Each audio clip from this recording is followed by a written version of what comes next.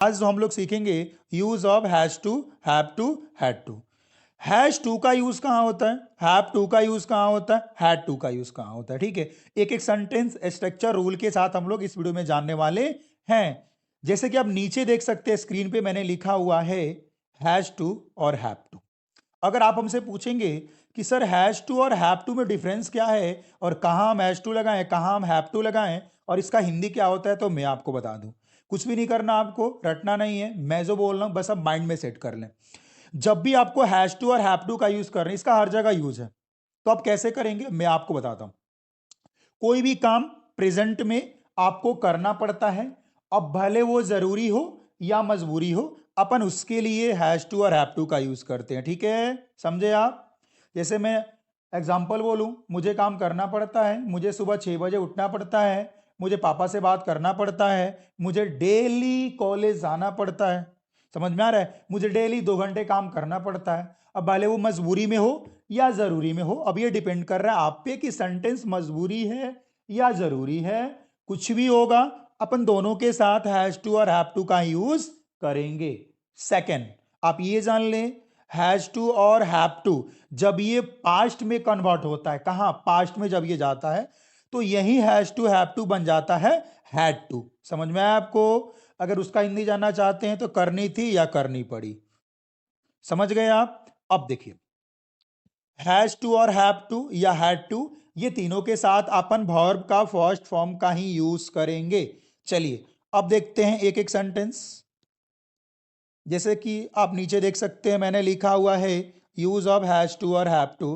अब ये पूछेंगे सर ये बताइए हैज टू के साथ क्या लगाएंगे और हैव टू के साथ क्या लगाएंगे। ठीक है, मैंने नीचे लिख दिया हुआ है ही सी इट मोहन, मतलब अगर सिंगुलर रहेगा थर्ड पर्सन तो अपन उसके साथ क्या लगाएंगे, हैज टू लगाएंगे। जैसे गीता, सीता, कोई भी एक नाम होगा सिंगुलर, ओके, ये सब थर्ड पर्सन में आते हैं। जैसे ही होगा, सी होगा, she has to, okay, he has to, Mohan has to, Geeta has to, Sharma has to. नीचे देखिए मैंने लिखा हुआ है, मतलब थर्ड पर्सन को छोड़ के जितने भी आएंगे सबके साथ अपन क्या लगाएंगे, हैव टू का यूज करेंगे। ठीक है, थर्ड पर्सन सिंगुलर को छोड़ के। चलिए जैसे कि मैंने नीचे लिखा हुआ है I have to, we have to, you have to, they have to, etc. Okay, ये आप जान गए। चलिए नीचे चलते हैं, जैसे कि आप स्क्रीन पे देख सकते हैं जो मैं बोलना चाह रहा हूं, आप बस माइंड में सेट कर लें। ठीक है, मैंने लिखा हुआ है कोई भी मजबूरी हो या ज़रूरी हो, सबके साथ अपन हैज़ टू और हैव टू का यूज़ करेंगे। ये मैंने आपको पहले ही बता दिया है, लेकिन मैं लिख दिया कि आप नोट डाउन कर सकते हैं। ठीक है, चलिए अब इसका स्ट्रक्चर क्या होगा, मैंने लिखा हुआ है नीचे। जो इसका अफर्मेटिव स्ट्रक्चर होगा, सबसे पहले आपको लिखना है सब्जेक्ट, फिर हैज़ टू या हैव टू, वर्ब की फर्स्ट फॉर्म, फिर आपको लिखना है ऑब्जेक्ट। मैंने सेंटेंस लिखा हुआ है नीचे, मुझे वहाँ प्रतिदिन पैदल जाना पड़ता है। पैदल जाने के लिए इंग्लिश में बोलते हैं ऑन फुट। ओके, तो सबसे पहले मुझे के लिए मतलब जो जो मेरा सब्जेक्ट है वो क्या है, आई, मैंने आई लिख दिया। मैंने आपको पहले ही बोला आई के साथ क्या लगेगा, हैव टू, मैंने हैव टू लगा दिया। फिर क्या खोज रहा है, मेन वर्ब, मेरा मेन वर्ब क्या है, जाना, जाना के लिए गो, ऑब्जेक्ट क्या है, देयर। ओके, उसके बाद वहां के लिए देयर। उसके बाद देखिए मैंने बोला कि पैदल के लिए ऑन फूड और प्रतिदिन के लिए एवरी डे, बन गया ये sentence, I have to go there on food every day. चलिए सेकंड सेंटेंस मैंने लिखा हुआ है उसे वहां प्रतिदिन पैदल जाना पड़ता है। अब ये सेंटेंस में अब क्या करेंगे, आपको पता है, अब जहां हैव टू है वहां मैंने हैज टू लगा दिया, क्योंकि ये क्या है, ही क्या है जी, थर्ड पर्सन सिंगुलर सब्जेक्ट है। तो सबसे पहले मैंने लिख दिया, सेम सेंटेंस है, कुछ नहीं किया मैंने, सेंटेंस सेम है। क्योंकि यहाँ पे ही की बात हो रही है तो मैंने हैज टू लगा दिया, यहाँ पे आई की बात हो रही तो मैंने यहाँ पे हैव टू लगा दिया। ठीक है, सेंटेंस सेम है, देयर इज नो डिफरेंस। क्या करेंगे आप, सबसे पहले आपको लिखना है सब्जेक्ट, मैंने ही लिख दिया, फिर हैज टू, फिर same sentence, go there on foot every day. आप ऐसे इसको बना सकते हैं। चलिए अब ये भी सेंटेंस आप सेम ऐसे ही बनाएंगे अगर जाना होगा।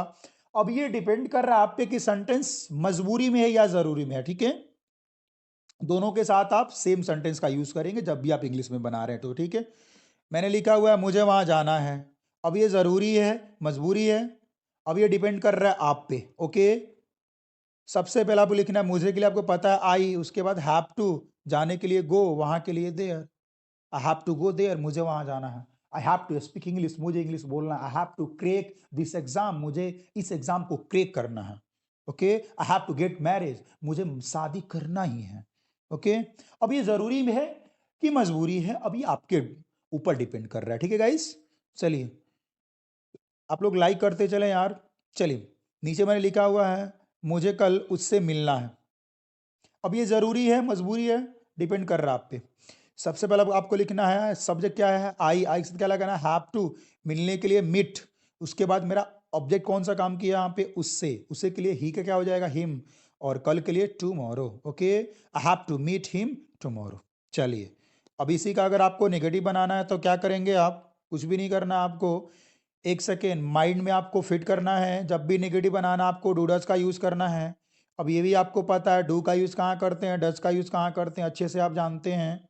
ठीक है, चलिए नीचे मैंने लिखा हुआ है कि जब वाक्य में डू डज का प्रयोग होता हो तो ही सी इट तथा सिंगुलर के साथ भी हम क्या करेंगे, हैव टू का प्रयोग करेंगे, न कि हैज टू। बस माइंड में आपको सेट करना, मतलब कुछ भी हो, जब भी आप निगेटिव बनाएं तो हैज टू भूल जाना है, वहां पे आपको हैव टू का यूज करना है। ठीक है, ये आप नोट डाउन कर सकते हैं।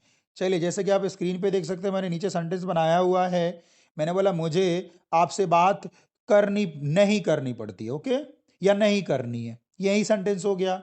आपको पता है डू और नॉट को शॉर्टकट में हम डोंट बोलते हैं, और डज और नॉट को शॉर्टकट में हम डजंट बोलते हैं। ठीक है, सबसे पहले आपको लिखना है सब्जेक्ट मेरा क्या है, आई, उसके बाद क्या लगाना आपको नेगेटिव के लिए डोंट, उसके बाद क्या लगाना आपको हैव टू, फिर बात करने के लिए टॉक टू, की और किससे जी, आपसे, you, talk to you. Okay, I don't have to talk to you, ये सेंटेंस हो गया। अब सेम सेंटेंस मैंने क्या किया, चेंज कर दिया वर्ब को, यहाँ पे डजन डाल गया क्योंकि यहाँ पे ही क्या है, ही के साथ आप क्या लगता है, डज लगता है, क्योंकि ये क्या है, थर्ड पर्सन सिंगुलर सब्जेक्ट है। ओके गाइस, सबसे पहले सेम सेंटेंस मैंने बना लिया, ही, उसे के लिए ही, उसके बाद डजंट, उसके बाद हैव टू, उसके बाद बनाने के लिए कुक, मतलब उसे खाना नहीं बनाना पड़ता है। ठीक है, चलिए अब आप इंट्रोगेटिव बनाएंगे तो क्या करेंगे, कुछ भी नहीं करना आपको, ये जो डू और डज है इसको उठा के पहले कर देना है।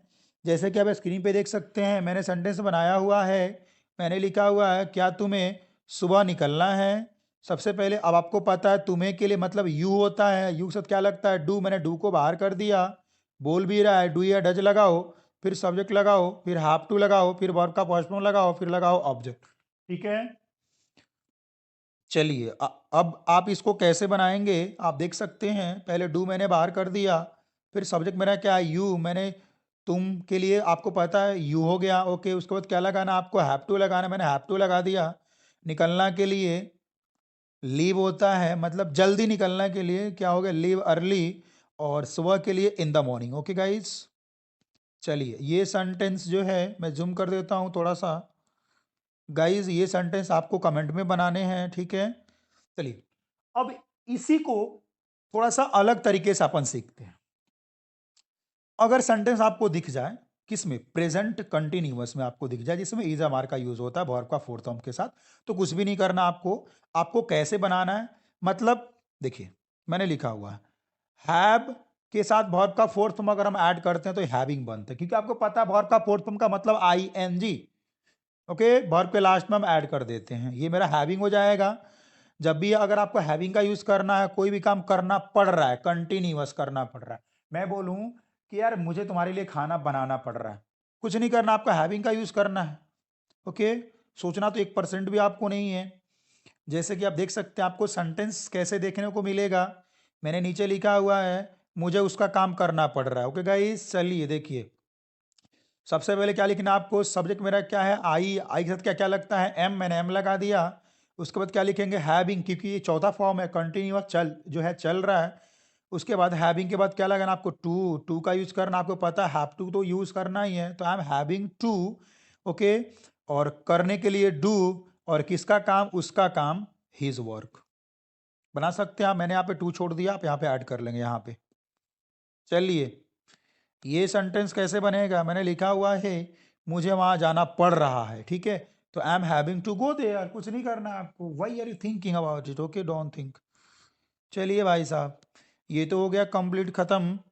अब चलते हैं हैड टू। मैंने पहले ही आपको बता दिया जो हैव टू होता है जब वो कन्वर्ट होता है पास्ट में तो वो बन जाता है हैड टू, और अपन इसके भी साथ वर्ब का फर्स्ट फॉर्म का यूज करेंगे। ओके, ज्यादा आपको अंदर तक नहीं जाना है, ठीक है, सेहत के लिए हानिकारक हो जाएगा।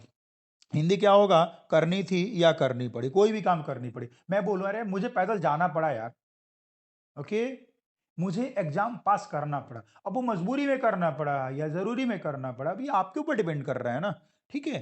तो दोनों के साथ अपन क्या करेंगे, हैड टू का ही यूज करेंगे। चलिए भाई साहब, मैंने स्ट्रक्चर लिखा हुआ है। सबसे पहले आपको लिखना है सेम सब्जेक्ट, फिर हैड टू, फिर वर्ब का फर्स्ट फॉर्म, फिर आपको लिखना है ऑब्जेक्ट। ओके गाइस, मैंने सेंटेंस नीचे लिखा हुआ है, मुझे पैदल जाना पड़ा। सबसे पहले आपको पता है सब्जेक्ट मेरा क्या है, आई मैंने लिख दिया। उसके बाद क्या लगाना, आपको हैड टू लगाना, मैंने हैड टू लगा दिया। फिर खोज रहा है वर्ब, खोजो ना कहाँ है वर्ब, खोज रहा है, ये वर्ब कहाँ है, जाना, जाने के लिए क्या होता है गो, और पैदल के लिए ऑन फुट। ओके गाइस, अब सेम सेंटेंस मैंने नीचे लिखा हुआ है, मतलब he she it, third person fourth person कुछ भी हो, वट एवर, सबके साथ अपन हैड टू का ही यूज करेंगे। ओके गाइस, समझ गए आप। सेंटेंस मैंने लिखा हुआ है, मुझे पैदल जाना था, दोनों में कोई डिफरेंस नहीं है। मुझे पैदल जाना पड़ा ये मजबूरी हुआ, और मुझे पैदल जाना था ये जरूरी हुआ, ठीक है। तो दोनों के साथ क्या करेंगे, अब हैड टू का ही यूज करेंगे। अब सेंटेंस भी सेम होगा, I had to go on food, यहां भी I had to go on food. Okay, चलिए उसके बाद देखते हैं नेगेटिव कैसे बनेगा, ये आपको माइंड में सेट रखना है। तो जब भी हम डिड और नॉट को एक साथ, मतलब शॉर्टकट में क्या बोलते हैं, डिडंट, आज जब डिड आता है तो माइंड में ये नोट डाउन कर लीजिएगा, यहाँ पे हैड टू नहीं होगा, हैव टू हो जाएगा जब डिड का यूज करेंगे, तो आपको पता है। ओके गाइस, चलिए जब भी निगेटिव बनाएंगे तो जैसे वहां डूड लगा रहे थे ना, यहां भी डिड लगाएंगे, लेकिन यहां पे क्या कर देंगे, हैज टू नहीं बोलेंगे, हैव टू का ही यूज करेंगे, हैव टू नहीं कि हैड टू, ठीक है। सबसे पहले आपको लिखना है सब्जेक्ट, फिर डिडंट मतलब डिड नॉट, फिर हैव टू, फिर वर्ब के फर्स्ट फॉर्म, फिर आपको लिखना है ऑब्जेक्ट। ओके गाइस, चलिए स्क्रीन पे मैंने सेंटेंस बनाया हुआ है, हमें बस नहीं बदलनी पड़ी थी। समझ पा रहे मैं क्या बोल रहा हूं। तो हमें के लिए आपको पता वी होता है, उसके बाद क्या लगाना, आपको डिडंट लिखना है, मैंने लिख दिया डिडंट, फिर बोला हैव टू लगाओ, मैंने हैव टू लगा दिया, फिर बदलने के लिए चेंज, और बस के लिए आपको पता है तो चेंज द बस। चलिए भाई साहब, नीचे मैंने सेंटेंस लिखा हुआ है, अगर आपको समझ में नहीं आ रहा है तो 10 बजे आप नाइट में मैसेज कर सकते हैं, ठीक है। चलिए मैंने नीचे लिखा हुआ है, मुझे नौकरी नहीं करनी थी। सबसे पहले मुझे के लिए आई होता है, आई के बाद क्या लगना, आपको डिडंट लिखना है, जैसे कि आप स्ट्रक्चर में देख सकते हैं, कुछ नहीं आपको लिख देना है या नोट डाउन कर देना आपको। फिर लगाना आपका हैव टू, फिर करने के लिए do the job. Okay, I didn't have to do the job, मुझे नौकरी नहीं करनी थी। चलिए देखते हैं इंट्रोगेटिव में क्या करना, आपको कुछ भी नहीं करना है यार, इंट्रोगेटिव से मुझे क्या करना है पता आपको। डिड को उठाइए और पहले कर दीजिए ना, कुछ भी नहीं करना आपको। सबसे पहले डिड लिखिएगा, फिर सब्जेक्ट, फिर हैव टू, फिर बी वन, फिर ऑब्जेक्ट, फिर क्वेश्चन मार्क। क्या उससे भूखा सोना पड़ा था, आपको पता है भूखा को होता है हंग्री, ओके, और सोने के लिए स्लीप, तो कुछ नहीं करना, सबसे पहले आपको लिखना है डिड, हो गया ना। मेरा सब्जेक्ट कहाँ है, ही, मैंने ही लिख दिया, मतलब वह, उसी के लिए वह। उसके बाद क्या लगना आपको, हैव टू, फिर सोने के लिए स्लीप, और हंग्री के लिए आपको पता है ना भूखा के लिए हंग्री का यूज करते हैं, तो did he have to sleep hungry, क्या उसे भूखा सोना पड़ा था। चलिए ये सेंटेंस कैसे बनाएंगे, मैंने लिखा हुआ है, आप देख सकते हैं कि क्या आपको जमीन पर सोना पड़ा था। सबसे पहले डिड बार करेंगे, उसके बाद यू लिखेंगे, फिर हैव टू लिखेंगे, सोने के लिए sleep on the surface. Okay, जमीन पर के लिए ऑन द सरफेस। गाइस अगर वीडियो अच्छा लगा हो तो प्लीज लाइक शेयर कमेंट करना भूले ही ना यार, आप लोग